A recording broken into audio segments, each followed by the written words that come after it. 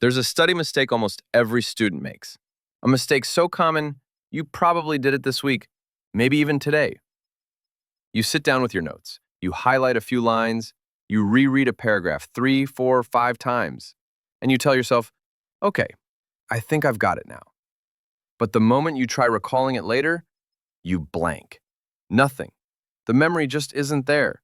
And the worst part is, you feel like you learned something, but your brain didn't actually store anything meaningful. I used to wonder, how can I study for hours and still forget the important parts? It feels unfair. You're doing the work. You're putting in the time. But the memory never sticks. Here's the truth. Most students rely on a method that destroys long-term memory without even realizing it. The good news? Fixing it is surprisingly simple. And once you do, your learning becomes lighter, faster, and far more reliable. In this video, you'll learn the one study mistake that ruins your memory, the science-backed alternatives that actually build strong recall, and 5 practical techniques you can start using today, even if you feel unmotivated or overwhelmed. These aren't hacks or shortcuts. They're realistic, gentle methods that help your brain remember what matters. The core issue. What's actually ruining your memory? Let's name the mistake clearly. Passive review, rereading, highlighting, copying notes word for word, skimming the textbook again, just to be safe. All of these feel productive, but they barely move anything into long-term memory. Why? Because your brain learns by retrieving, not by rewatching. Think of it like lifting weights. You can look at the weights every day, but your muscles won't grow until you actually lift them. Memory works the same way. So today, we're replacing passive review with 5 simple active methods that actually work. The 5 methods that fix your memory. 1. Active recall, the real memory builder. If you take just one thing from this video, let it be this. Test yourself more than you study. Active recall means pulling information out of your brain, not just putting it in. You can do this simply. Close your book and recite what you remember. Write down everything you know about a topic on a blank page. Use flashcards or quick self-quizzes. Explain the idea to someone, even if it's just to yourself. This method works because it forces your brain to search, struggle a little, and then strengthen the memory connections. A personal example. Back in college, I used to reread my psychology notes again and again.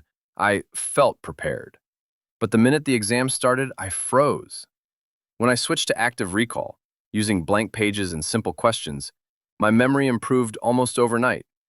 Not instantly, of course, but the difference was real.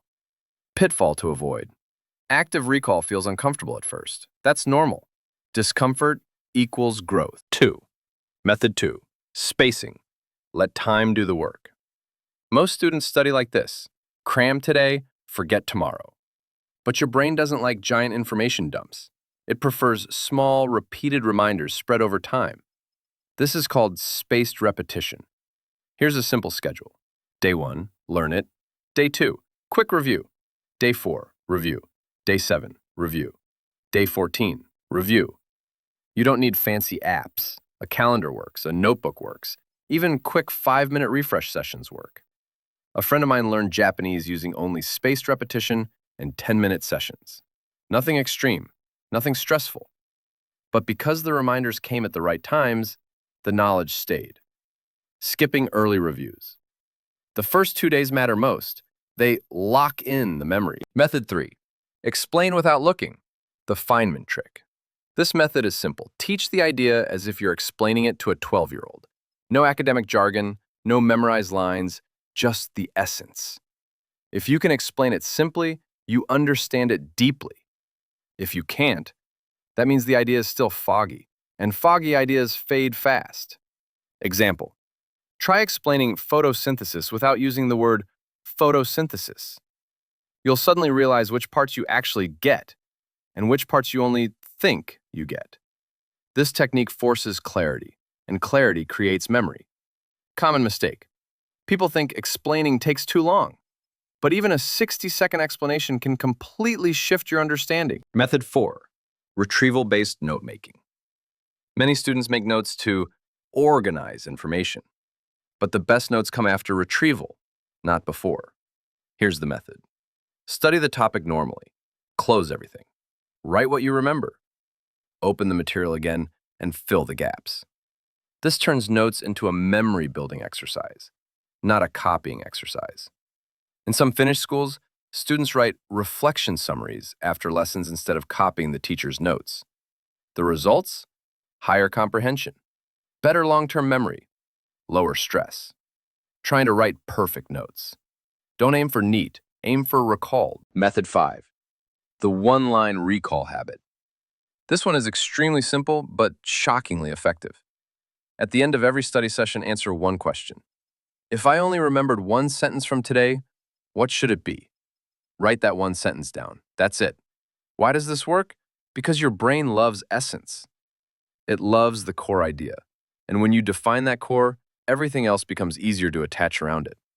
A small example. After studying the heart, your one line could be, the heart is a pump that moves blood and oxygen where it's needed. Simple, clear, memorable. Don't try to make the one line perfect. Make it useful. Let's address the common struggles people face. 1. Feels too hard.